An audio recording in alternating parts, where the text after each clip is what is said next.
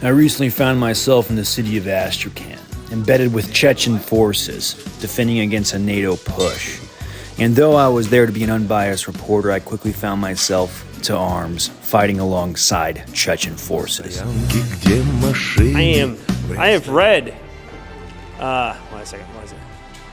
read Fried the Brain. Urban sniping is the answer to everything.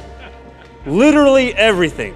I had multiple weapons with me, one of which being an AK-103 in full auto. This allowed me to suppress NATO heads and allowed the Chechen fighters to move up and gain the advantage, which they did with great skill. Allahu Akbar! Allahu Akbar! Allahu Akbar! Allahu Akbar! Allahu Akbar! Allahu Akbar! The classic Airsoft showdown, when you can see each other but you can't shoot each other. So that's NATO over there. These are the Russians right here.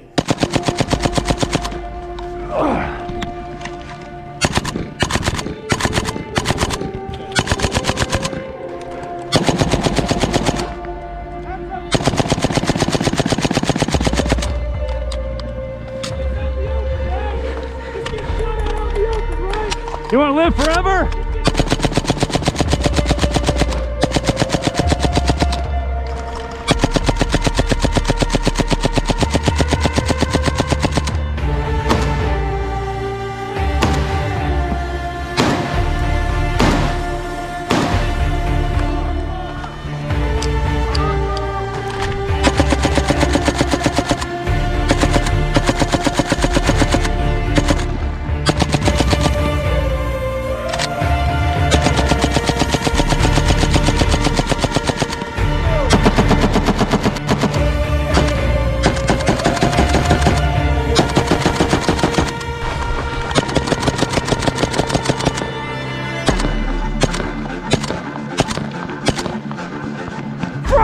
Frag him!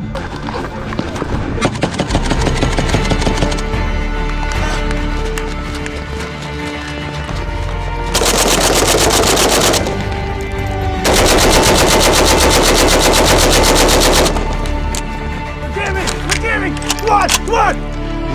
Get out! Get out! It's great real-world training!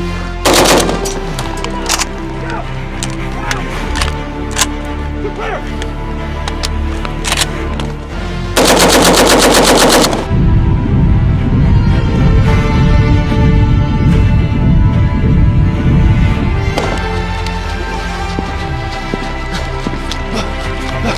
Though I had 500 rounds of 7.62x39, I burned through it on the full auto setting rapidly, as one does. And I had to return to my AK-105, my trusty AK-105.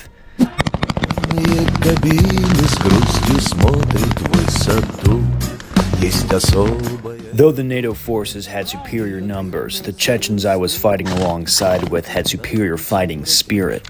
Their ferocity and willingness to fight and die in the close quarter settings was inspirational. DMRs are pretty sick though, not gonna lie. I just melted that guy from like 100 meters away. DMR power! What'd you just ask me? Can we get on the Instagram together, bro? yeah, let's do it. All right, dude, how'd that go? Not well. Jim, give me a light. In these trying times, they require tobacco. A man might ought to smoke. A man might ought to have my Marlboro. The fighting would continue on into the night, where the combat got truly brutal and turned into a true grinder.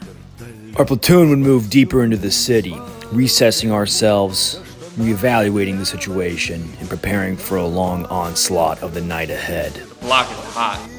NATO forces would come and attack our stronghold in great force, but our second story was our bastion of defense, our helms deep, our castle on the rock. We would not break. We would not fail. We would not give up that second story. We would slaughter them on the stairwells, frag after frag, BB after BB. It would be their death. It would be the destruction of their soul. Высоту с яркой надписью «Братишка» на простреленном борту. От Бамута до в январе от войны. After sieging our buildings all night, NATO made a tactical withdrawal. We were assuming that the next day would be even worse. So we got what rest we could and prepared for the final push. We knew it was close to the end. Ammo was low. The Chechens had great plans, and they knew that life after death would be glorious. So they dug in. Kenny! Frag! Good job, Kenny! Kenny!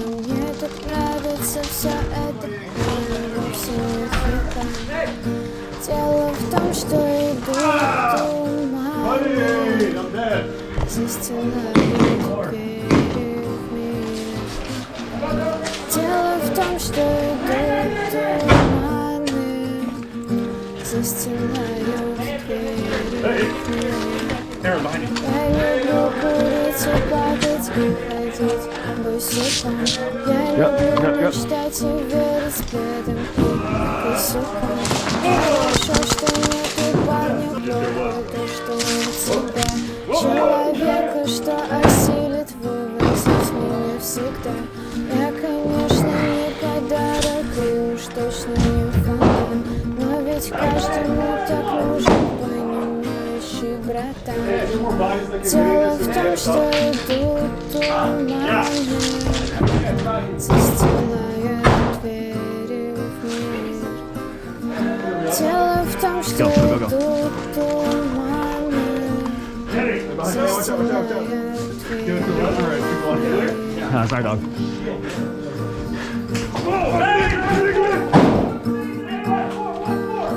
Russ 4! Out! Oh! Oh my god. There you go. Good day! Now, gentlemen, I recently went out to Georgia to Milsim West. If you didn't gather all that info from that extensively long story-driven intro where I was essentially embedded with Chechen forces. Now, the big takeaway from these events usually is the amount of training you can kind of soak in as a gun guy. These things, these Milsim Wests, are their own little cultural biosphere of bacteria, and they are layered deep. So if you're coming in there trying to do your own thing and disrupt that, I would highly discourage you from doing that. But if you are going in there to try and enjoy yourself, have fun, and also glean some training points, then I think you're gonna have a really good time in that aspect. Now, one thing that you can really take away is the light infantry side of things and working under guys that have been there and done that. If you don't have an education of that, say you're really good in dynamic on the flat range, you can run around, do your shooting, your reloading, you can work through your manipulation and drills, and you're a good shot on the flat range, hey, maybe it's time to upgrade and get off and go at least try it out in an environment where someone else is technically trying to kill you now, right? Granted, yes, I know it's Airsoft. Yes, I know a lot of the things don't apply, but the downside about it is that I believe Airsoft guns are just the medium for which the game is used. Now, I say that because they even have real guns floating around at the game. My buddy Mo Guns, Derek, over at Mo Guns Tactical, you can follow him on Instagram. He let me borrow his AK-103, and the AK-103 was in rapid fire setting, and it was actually a blast to run. That was my first time ever running blank fire gun at an Airsoft event. I actually found it to be really fun, and there was a lot of things I learned about myself as well. It's like I'm discovering myself in college. It's like there's a lot of things I learned about myself, and that was the fact that staying on top of ammo, keeping track of all your mags, keeping track of your spare ammo, storing it all in your ruck. This is all stuff that I had little experience with until actually going to do it out here at Milsim West, right? So that was actually a ton of fun, and I think it really adds to the element of the game just from a whole like outside looking in point. I remember popping off blank rounds and everyone's really enjoying it, so it's a really like a hype beast type factor, and it adds to the ambiance of the experience. So overall, I had a blast at this event. This was more of a light infantry FTX meets urban environment where everyone dies just because of the nature of Airsoft. You're using tactics you wouldn't use in real life unless it's like Stalingrad. So now there are several factions that go into making a Milsim West a Milsim West. There's the NATO side, usually all of the encompassing NATO factions that details. Then there's pretty much the Russian side. The Russian side also has the militia side. The militia side is for anybody that wants to dive on into and is very, very new. It's for new players, for them to be able to hop on into Milsim West and give it a go. Typically, it's very much encouraged that the militia players have like ragtag militia looking kit. You know, you're not supposed to be running like high-speed cries in a Mark 18 on militia, but it's a very much more laxed rule set. And then of course the Russians have their green bean kits and stuff like that. And of course their higher speed, cooler Russian kits that a lot of those guys can nerd out over. There are some guys on both factions that are very squared away and have done a lot of time researching kit, and they're very passionate about it. So they will, they'll let you know if you catch my drift. Fun fact, one of the sponsors of this video, Americana Pipe Apparel, sells a bunch of stuff you can probably use as a militiaman. They sell these sick Yugoslav helmets. Check that out. Wow, they really wanted me to be like, hey dude, we have way too many of these Yugoslav helmets. We know that there's guys out there that could be a great militiaman for the Eastern Bloc era. Anyway, Americana Pipe Dream Apparel, don't let your memes be dreams. I really like these guys, a bunch of Zoomers, and I appreciate them sponsoring this video. I threw a lot of pyro down those stairs and at NATO guys at this event, and I have to make my money back somehow. So please, you know, thanks Americana Pipe Dream for not letting me go bankrupt on airsoft frag grenades. Big thank you. Wow, what a great company. So you can go militia, you can go Rust 4, you can go NATO. Those are pretty much the big three factions. Then there's also on the NATO side like different subgenres of like Germans or Brits and stuff like that. So really cool, and it's very fun to see like an event like this. And this was essentially my Super Bowl of an airsoft event, because I know of the Guardian Center and I know of Milsim West, and I wanted to see how they would do together, and it was truly a slugfest. It was a grinder. You have essentially a bunch of dudes, grinder, a bunch of dudes. It was a slugfest, man. It was a bunch of people just doing CQB, and of course it's airsoft yet again, I know this, so don't give me the Malt Ninja moments, but it was still an excellent way to test out kit, test out gear, work together with people, and play within the parameters that you have, because I think the event's a really good time. I love it for keeping on top of my personal gear. I carried out a rucksack with 5 liters of water, 2 big cameras, 1 being filmed on right now, 3 guns, 500 rounds of blank. So getting that kit tested out with the rucksack and carrying your chest rig and all your rifles and your nods, policing all your batteries and stuff like that. For me, it's always a great little takeaway, and I feel like it keeps you sharp as a gun guy. I think they're kind of a must. This is all opinion based. If you're trying to evolve as a well-rounded civilian, because essentially why I say that is you're not going to get training like this as a civilian anywhere else. For my military guys, hey, you have your FTXs. For my law enforcement guys, you have your department-funded training that probably sucks. Anywhere else, it pretty much doesn't exist. So mine is probably like Darcy, but it's not going to be to the same like extent as this. So very cool, and I enjoy Milsim West very much. Gentlemen, if you enjoyed this video, make sure you like and subscribe. Leave a comment in the comment section down below. Your comments are a sacrifice to the algorithm god, a god of which who enjoys your user face interaction. Patreon and merchandise, excellent way to support the channel.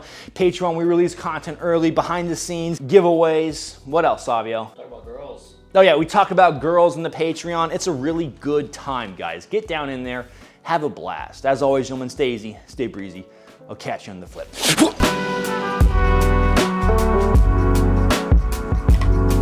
Oh my God. I'm on video. I'm gonna be on the Marlobo man. The Marlobo man. There's the Marlboro man. Marlboro man, hell yeah. I'm smoking a Marlboro. Wait, you're smoking a Marlboro. I'm smoking a Marlboro. Jim, give me a bite. In these trying times, they require tobacco. A man might ought to smoke. A man might ought to have my Marlboro.